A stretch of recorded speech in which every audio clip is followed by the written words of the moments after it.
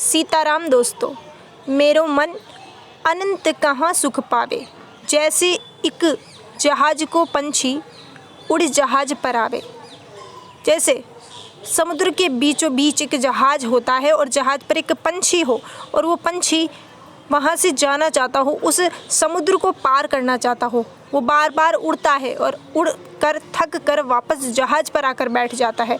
ठीक उसी तरह हम जीव हैं। हम 84 लाख योनियों में भटकते भटकते भटकते भटकते इस मानव योनि में पहुँचे, वो भी प्रभु की कृपा से। लेकिन हम जब हमारी परेशानियाँ देखते हैं तो हम ये सोचते हैं कि क्या रखा है जीवन में, कोई मतलब नहीं है जीवन का। लेकिन हकीकत अगर कोई समझे तो हकीकत ये है कि मनुष्य जीवन हमें यूं ही नहीं मिला। 84 लाख योनियों में भटकने के बाद हमें ये जीवन मिला है। अर्थात हम हर तरह की जीव बन चुके हैं और हर तरह का जीव बनने के बाद हमें मनुष्य जन्म मिला है। और मनुष्य जन्म ही एक ऐसा जन्म है जिसमें हम प्रभु को प्राप्त कर सकते हैं। और जिसने प्रभु को प्राप्त कर लिया फिर वो 84 लाख योनियों में नहीं भटकता, नहीं तो फिर मृत्यु और फिर 84 लाख योनियों में चक्कर लगाना पड़ता है। और कलयुग में हमें सबसे बड़ी छूट दी गई है नाम जप। नाम जप से हम प्रभु के चरणों की प्राप्ति कर सकते हैं। नाम जप से हम इस संसार सागर को पार कर सकते हैं और नाम जप से हम भौतिक और आध्यात्मिक सुख भी प्राप्त कर सकते हैं। अब मानव शरीर लेकर ये बात जिसको समझ में आ जाए तो आप समझ लीजिए कि उसके ऊपर ईश्वर की बहुत बड़ी कृपा है। और जो ये बात नहीं समझ पाते वो तो बेचारे दया करने लायक, क्योंकि अगर मानव शरीर पाकर भी राम नाम का जप नहीं किया तो फिर से उसे 84 लाख योनियों में भटकना पड़ेगा।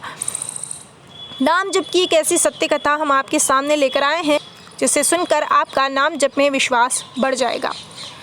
रामानंदी संप्रदाय के एक संत नारायण दास जी, जो कि पंजाब में एक पिंडोरी धाम है जहाँ पर रामानंद संप्रदाय के संत रहा करते थे।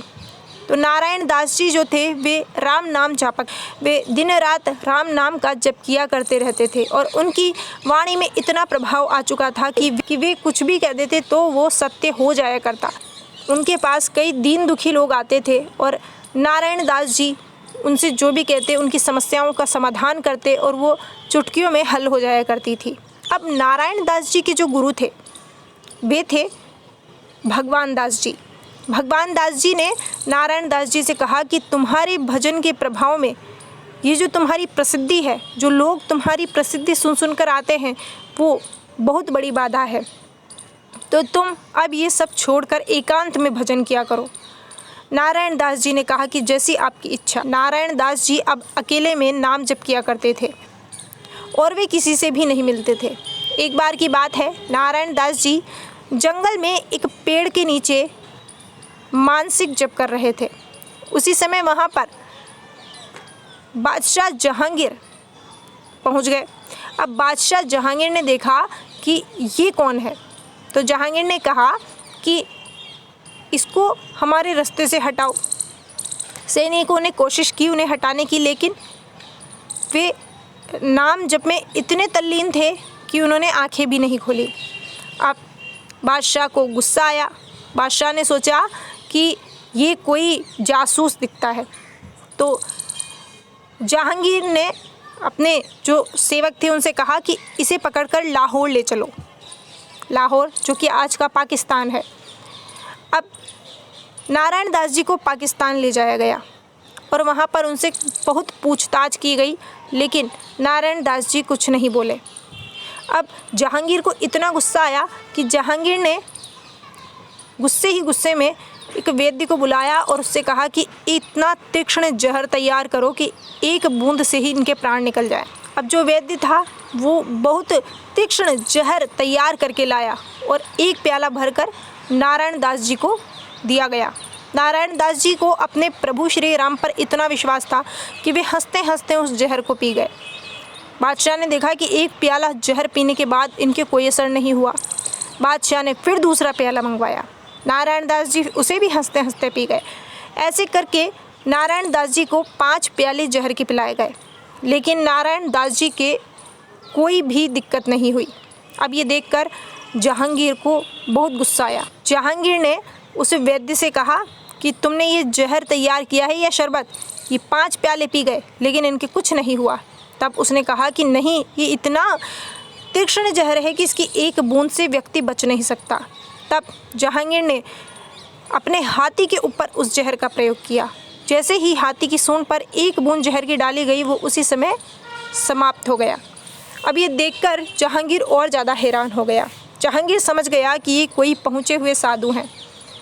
जहांगीर ने उन्हें मुक्त कर दिया। अब नारायण दास जी अपने पिंडोरी धाम पहुँच गए। नारायण दास जी के जो गुरुजी थे, जब उन्हें ये बात पता चली तो वे बहुत खुश हुए। उन्होंने कहा कि तुमने जहर पीकर राम नाम की प्रसिद्धि को फैलाया है। तुमने बता दिया कि राम नाम में कितना प्रभाव है। राम नाम जप करने वाले का कोई बाल भी बांका नहीं कर सकता। इसके बाद भी जहांगीर को यकीन नहीं हुआ कि ये ऐसा हो कैसे सकता है। जहांगीर ने सोचा कि ये जो संत थे, शायद ये किसी चीज़ का इतना नशा करते थे कि इनका शरीर नशे का आदी हो गया था और इनके शरीर में इतनी क्षमता हो गई थी कि ये जहर पचा सकते थे। जहांगीर को चैन नहीं मिला और जहांगीर फिर पहुंच गया पिंडोरी धाम। अब की बार पिंडोरी धाम में जहांगीर को श्याम दास जी नाम के एक संत मिले, जो कि राम नाम का जप कर रहे थे। अब बादशाह ने श्याम दास जी से पूछा कि क्या किसी प्रकार का नशा करते हो? तब श्याम दास जी ने कहा कि हाँ, बिल्कुल करते हैं। तब जहांगीर ने कहा, किस तरह का नशा करते हो? तब श्याम दास जी ने कहा कि ये राम नाम का नशा करते हैं। तब बादशाह ने सोचा कि शायद ये भी कोई नशा होगा। बादशाह ने कहा, आज का नशा हो गया पूरा। तब श्यामदास जी समझ गए कि ये चमत्कार देखना चाहता है। उसी समय श्यामदास जी के पास एक कुतिया आई। वो कुतिया रोज़ श्यामदास जी जो भोजन करते थे उसमें से जो भोजन बचता था उसी का प्रसाद ग्रहण किया करती थी, उसके अलावा कुछ नहीं खाती थी।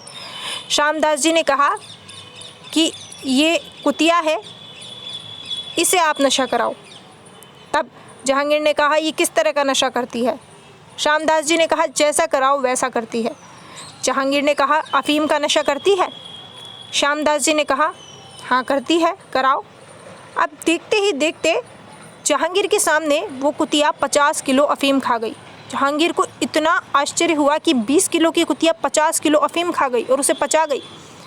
तब उसे श्यामदास जी की सिद्धियों और राम नाम पर विश्वास हुआ। तब जहांगीर ने श्यामदास जी के चरणों में झुककर कहा कि आप जो कहें मैं आपके लिए करने को तैयार हूँ।